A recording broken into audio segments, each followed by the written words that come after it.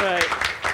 So yeah, door locked, you can't get out now. Oh no, just joking. Hi, I'm Cheuk. So this talk will be a brief introduction about AI and algorithmic art. So just to give you a briefing, like we won't dive into any code like really deeply. We won't talk about any technological details really deeply.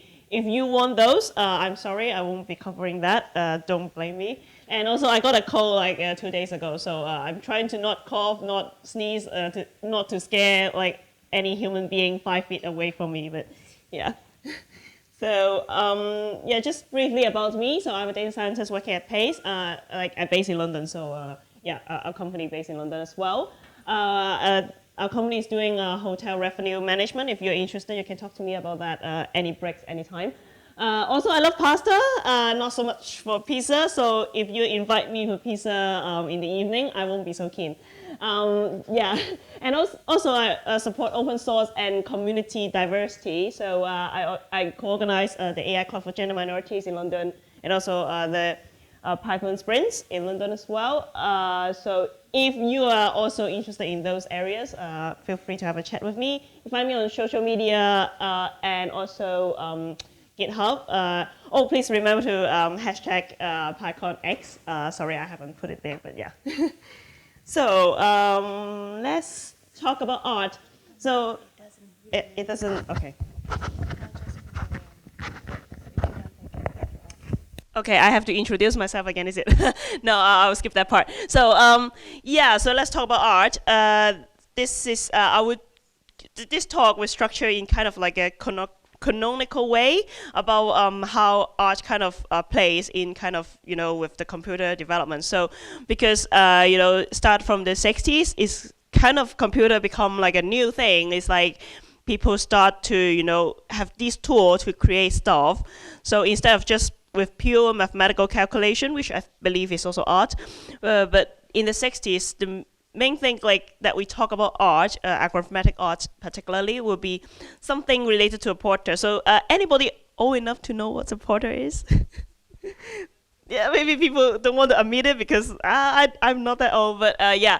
So a porter is basically, I have a program to control a pen, or maybe even nowadays, like in factories, they have this, like a laser cutter or something that, you have kind of in axis, you have X and Y, so you can basically control where to draw or where to cut your pattern. So that's a porter. And I would say that it's kind of like a drawing in like a tortoise manner. So tortoise is maybe you have like, if you are involved in education in Python, that you may have heard about tortoise. Like usually is a cursor that you can kind of say that to draw stuff, usually for education purpose, to teach kids, and they love it. You can set the colors as well. You can have the pens up, pens down, so you don't have to draw in like a continuous line. You can skip it and go to another point and draw it. But it kind of teach kids how to program and also how to think logically. We will use tortoise later, hopefully. Yeah, then you know. Okay, so also just coincidentally, you can actually build one with a Raspberry Pi and also some motor controller there, and with very basic, simple stuff that almost costs nothing. That was done by my friend Danielle at PyCon NA. So I believe he will be in the conference as well. So if you come across him, you can ask him. I wish he would give a talk about that, but I don't think he would give a talk here this time. But he did do a demonstration in PyCon NA. This is super cool. Talk to him if you want to know the details. But what he mentioned in the talk is like you can have an image. For example, for this image, we can go to a specific website to vectorize it, so it become all the lines, and it will become a file that is basically a matrix of what the lines, where to start and where to end.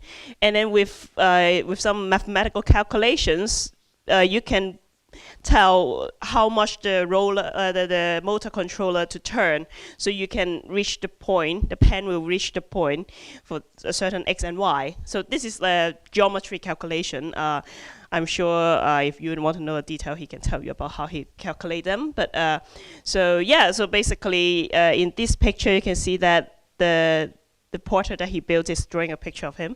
So yeah, that's super cool. Okay, so we move forward. So nothing much happening in the 70s, but in the 80s, there's something very popular. Is the fractal art. So fractal is not a new thing. It's a mathematical thing that, what we always talk about is if you zoom in a picture, actually it looks exactly the same as the picture you see before. That's a fractal because it's self-similar. It go like it's like, for example, in the nature we have a lot of fractals, like a snowflake. If you really put it in a microscope, you can also zoom into one branch. You will also see the similar snowflake feature in one branch. Or a tree. A tree, if you kind of really zoom in, like if you kind of, you break a branch from a tree, it actually look like a mini tree because the structure is the same. It's just, in a different scale. So we can use a computer program to create that if we use a feedback loop, which is like a recursive function. And a recursion. So I would try to show it in Python. So yeah, this is just some kind of results that you can find people created. You can see, like, for example, we also talk about, like, a spiral. Like a seashell of a spiral is also fractal because if you really like zoom in a part of it, and it actually is the same proportion that is like spiraling, and also others that if you zoom in is actually the same. So yeah, I found this code. I don't created the code myself from scratch, so I have to give credit. But I have these codes that actually is very simple. It used the toy that I talked about before. It's kind of you see it in action later, and so we create a function that is basically maybe I can show you now. So if I say degree 0 is it's too big, is it? Because the screen size is changed. Let's see what happened. Okay, if I say degree 0, so this function will only go once with the order 0. So basically what it would do is just no, without order 0. So it will just go forward in a line. So it's nothing exciting. But what we're trying to do is to create a triangle. If we have the degree 1, so yeah, it will go up and down. So it kind of what it does in that mathematical calculation, it will break like the middle 1/3 of that line section and create a little triangle going up, with the 60-degree going up and then down. And we want to create that for each line in the next recursion because, as I said, fractal is like you can zoom in and it will be the same. So each line will be the exact same thing as this, and then we'll put it there. So if we increase the order by 1, so you will see what I mean. Yep, so yeah, okay, let me poke the screen. So you can see this is originally a line, right? But we put the whole thing and then replace the line, so it becomes this. So this again. So this is order 1. So using this algorithm, you can actually create a very complicated structure, which is kind of pretty. So this is order 4. So it will take a bit of time because it just breaks down like so many times, and they put it together. So it becomes really complicated. And it's kind of like the one that I show in the presentation. It's like maybe I can show and then we'll come back to this when it's finished. Yeah, so it will become something like this. It's just like, you can see all these little ones. If you zoom in, it will be like the one that we draw before. So yeah, this is gonna take a while. Let's skip it. Yeah, it will be like this. So yeah. How are we doing with time? Yeah, it's okay. Okay, so in the 90s, that's my favorite bit, because when I was a kid, my dad have a DOS computer, so he have Windows 3.5 or something, I can't remember, installed. And then when I visit his office and see his computer, I always see something. Maybe it's too dark to see right now, but if you can see, there is something moving at the background. It's actually a screensaver That was a very popular, Windows screensaver at the time. And then I love staring at it, even though like I don't have the password to enter the computer and to play games, but I'll just stare at the screen for ages because it's so mesmerizing. And I think that, oh, how the computer know how to do this? Actually, of course, somebody write a program for that. But yeah, it's actually, for me, that's art. And let's see how many of them we remember. So actually, the screensaver, originally, it was not planned to amuse kids or something. It's because if you're old enough like me, you'll remember that we don't have the flat screen in the old days. The monitor is basically like a TV, which is built out of a cathode ray tube. It's like CRT. So what it does is like it will fire a proton, an electron towards the screen, and then the screen, there is some receptive kind of chemicals. When it receives the photon, it will show some colors. So if the screen is being hit by the electron at the same spot for a long time, then that spot will become burned in, which is like when you stare at the sun for, don't do it, it will hurt your eyes. Well, if you stare at the sun for too long, then you will have that, when you look at something else, you have that, like patch of white on, like you still see it for a while, right?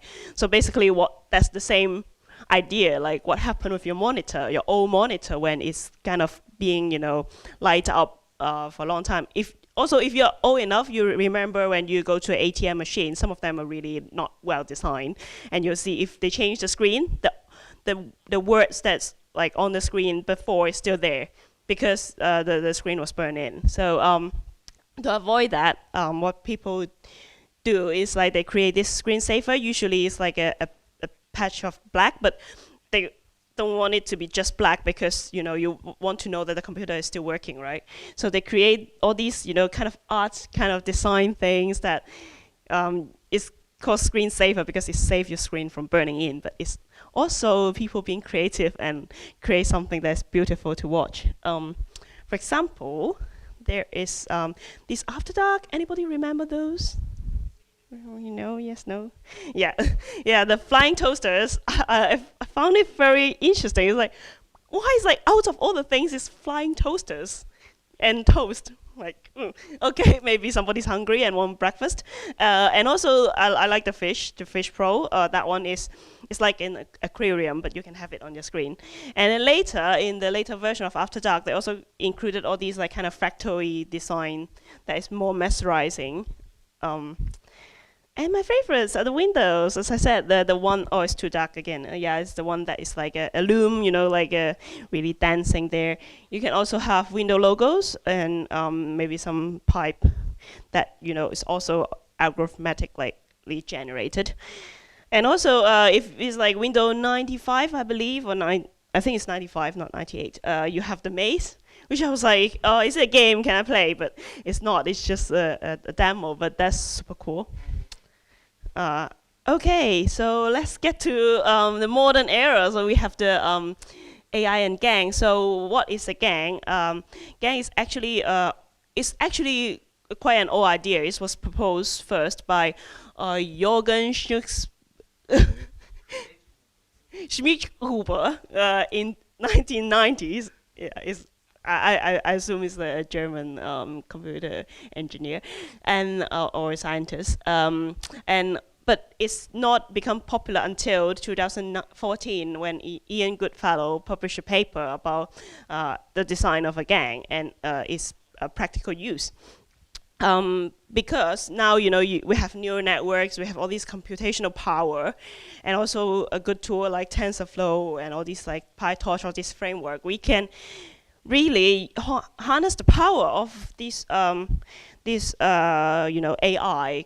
We call people call them AI and stuff, that we can actually create something that is really maybe I've shown the picture. It's like the very typical example is that you can generate people's profile picture, like a picture that's super real, but it's not, that person doesn't exist. They just use lots of celebrities' picture, and then they just generate it using this gang network. So what is a gang network? It's actually two neural networks Like in this picture, the blue one and the red one, they are the it's also the resolution is not good, but I'll explain it. So first we have one that's called generator, which is the blue square over there. So the yellow one is actually the real image. So for both of them, we'll have them encoded and put it to the red network, which is called a discriminator. So the red network will try to predict which one is the real image, real celebrity or whatever, which one is generated. So at the beginning, the generator will create something very crappy, like a noise or just a patch of, patch of yellow or patch of, really bad image.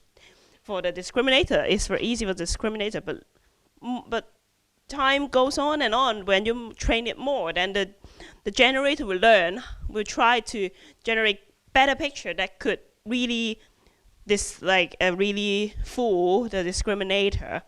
So by using this method, the generator will create really real images that even for a human, that is very hard to distinguish. You have to really dive into detail. Or maybe the ear was not, even, or maybe the ear looks a bit different, so that's a fake image. But that's really surprisingly good. That's why it really coming into the spotlight and people to pay attention to it. And also, if you are familiar with reinforcement learning, then it's actually this design is very, I would say it's like the approach of actor critic. So it's like, I would say like the generator is the actor. It's like finding a thing that would give to the critic, which is the discriminator, to decide is it good or bad. Yeah, so I would also, if you don't know reinforcement learning, just imagine these two neural network are playing chess with each other. So they are trying to win, and then they become better and better at it, so they learn from each other. Okay, so also Google, they kind of now they have a lot of projects going on. There's one open source project that is called Magenta.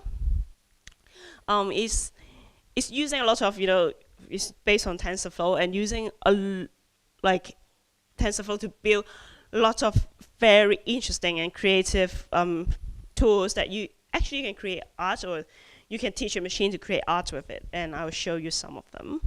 So let's look at it. So yeah, this is their website. I'll try to post all the slides on my on the Slack or on my Twitter, so you can check all these out by yourself. Because I'm not going to dive into detail, so you can even try it out yourself. It's like a Python, you can install it. Go to their GitHub.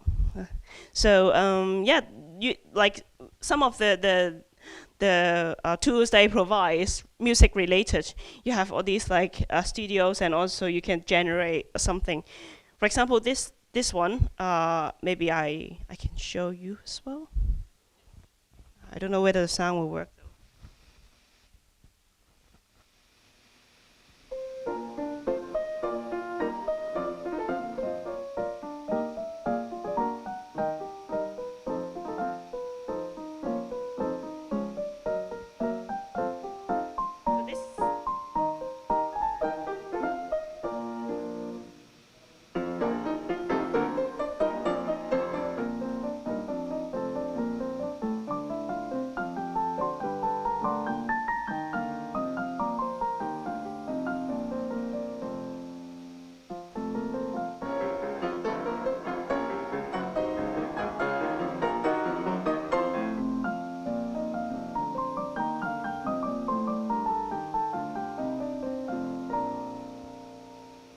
So you see, it alternates the original audio and the one that is generated using their tools, that it could change the texture of the music. There's also another example. I don't know whether I have time to show.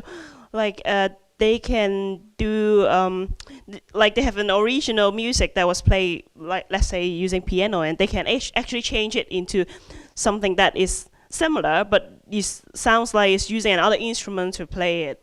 And also, I could show you the one that I like the most. You can go to their blog and see all these creations, but this one. Yeah, this one, what it does is actually it's using RNN and RSTM.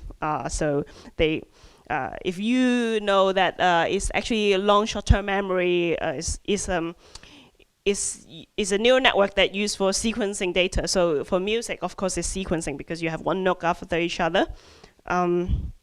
Also, recurrent neural network is also a general term for LSTM. Okay, so what it does is like it takes a lot of people actually take part in a competition that they play, Chopin pieces, and so they take the music and then it's actually in a MIDI format because they play using the electronic piano, not the real piano. So they have all these information about the notes, what notes, when they press the notes, and how hard they press the notes, and all these stuff, and they put it, it's a competition here, it says. So so it become like a representation in MIDI format. It's like that, where the pianist press the notes and how long, and also it records like how they press it. So velocity. So that's how hard they press the note. So they process all these original ones and then they create a new one. So I'll maybe play the original one first, maybe.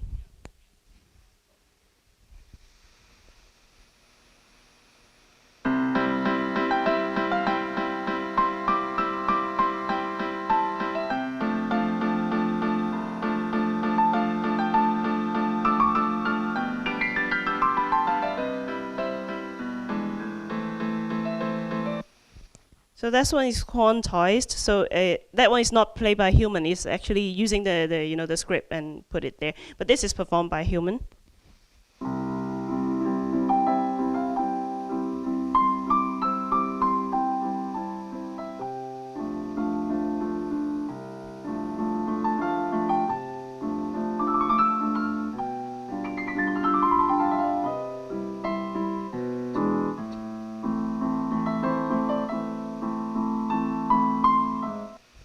Yeah, so you can see that if we just put the notes in the program, it would generate something that is not as expressive as a human being, right? So what this does, it will overcome the challenge and create some music that really sounds like a human performance. For example, like this one.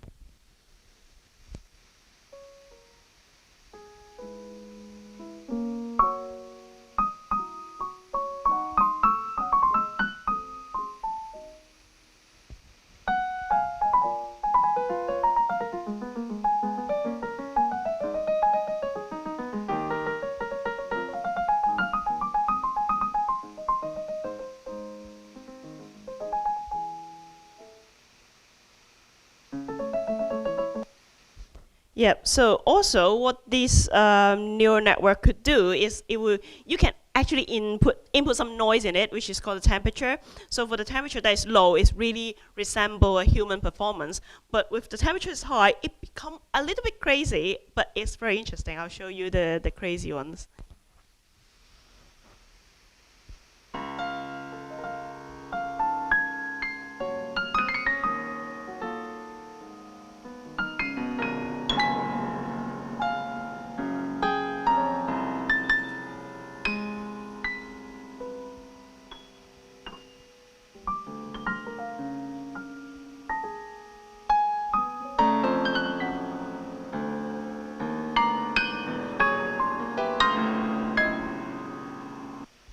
Yeah, right. There's a moment that is like beautiful with like a little bit expressive, but there's a moment that totally sounds like a cat walking on a piano.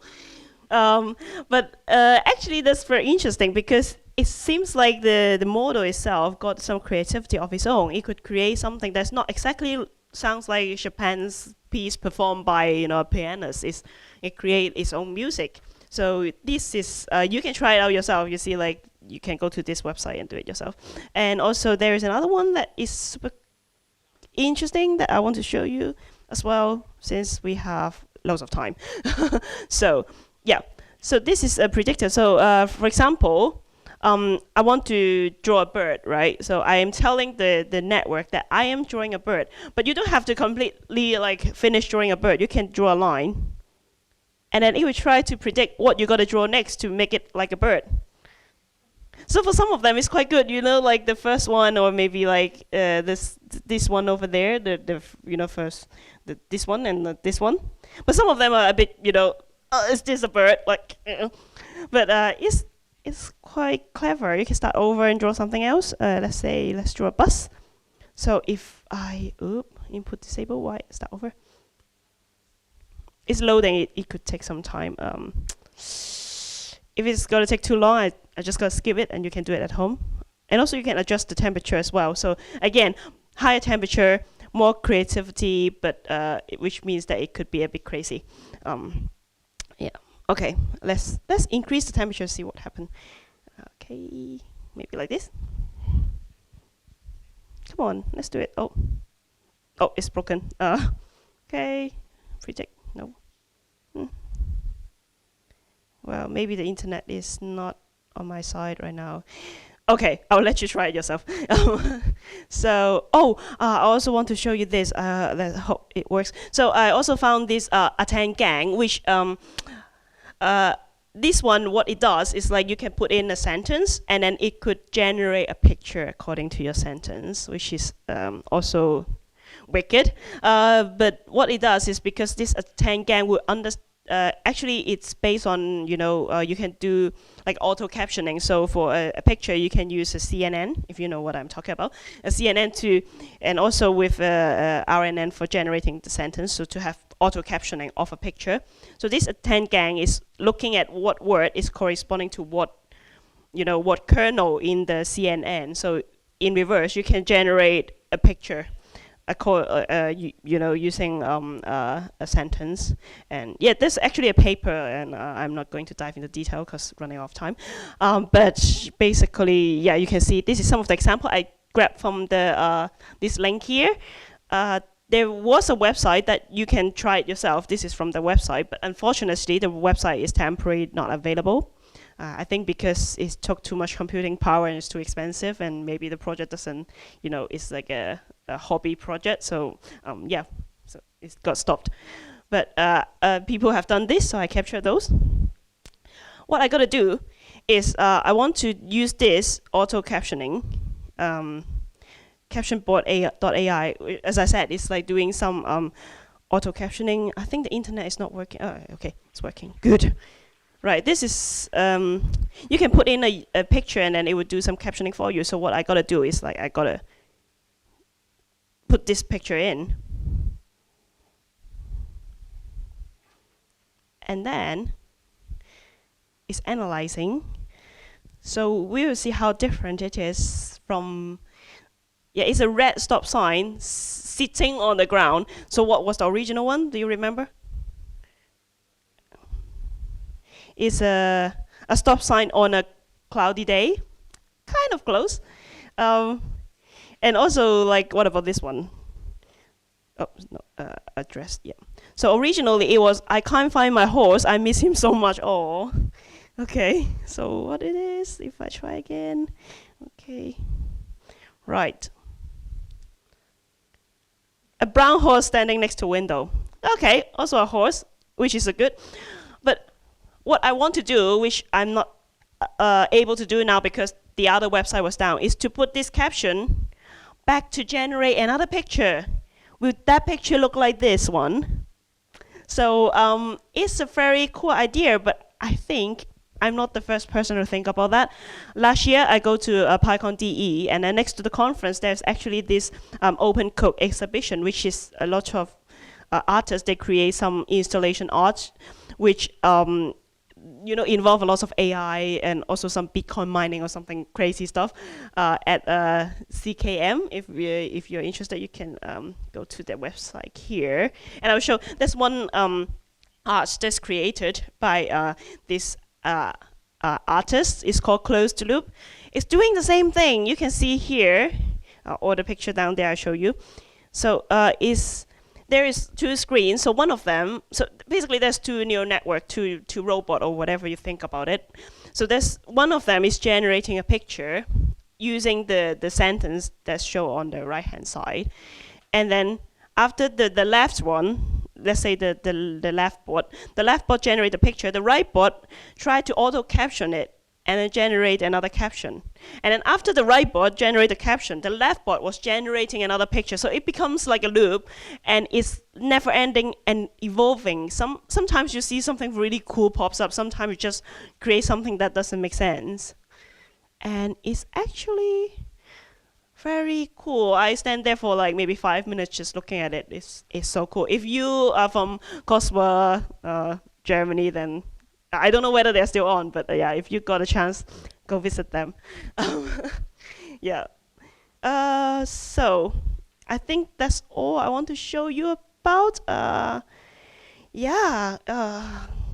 Yeah, start unleash your creativity and go hacking, and yeah, just play around. And I think it's almost time. There's 15 minutes until the next talk, so maybe we can have a short Q&A. And oh, please stay for the next talk. It's by Alex, and he gonna show you really, really cool stuff. You will love it. Please stay for the next talk, and yeah, ask questions and say hi to me anytime. And yeah. And oh, we have good pasta, and yeah, let me know where I can find pasta. Yeah.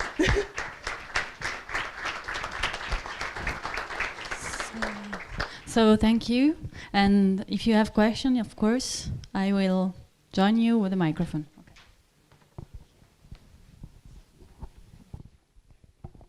Hi, thanks for the beautiful talk.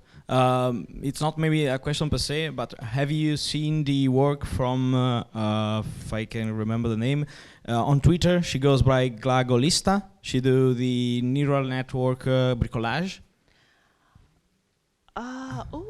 Have you seen her work? No, but make sure you send me like I'm actually Twitter, tagged you. Yeah, I tagged Yes. you on a well. She does like style transfer, which is another technique that you can yes. do. Oh, Alex gonna talk about it. Stay for the next talk. Yeah, yeah. But tag me so I can have a look. Yeah, thank you very much. Okay, Yeah. and also I don't know if you ever saw the paper, because it was like a very recent one, Gandhi section, in which they show you how to control like specific neuron in a GANs, which was like amazing. And then you can do stuff like I don't know, like add some more clouds, and then you have a drawing and they add some more clouds. I don't know if the internet works. They have a website. I tag you on Twitter if you want to show it. Yeah, it's super cool. Show me. Okay. Yeah, show me all the stuff. Thanks for the talk. Yeah, thank you.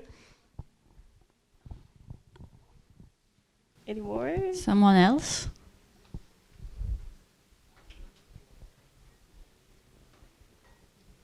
I have a question. Yeah, sure. So how you arrived to do this kind of research, actually, what the idea behind? So you talk about your father, so you watch the screensavers and so on, and after that you arrived on what you show us, so how to implement fractal and other stuff like that. So your idea behind why you choose to implement that, and the idea behind it, actually. The idea behind, because I always think that math is art, programming is art, and I don't think, because I love art myself, like being a programmer who like art is like, I don't think I'm contradicting myself. I believe that we could use program and AI to help create art. I think, yeah, it's like we have an extra tool for us to create something really cool. So yeah, so it's a very fun topic. And also, you know, I've seen Alex talk, which is amazing. Also talk about algorithm and art, and I think I'm not the only one. I do believe there's people out there who also want to use AI for art. So I think, yeah, it's super cool.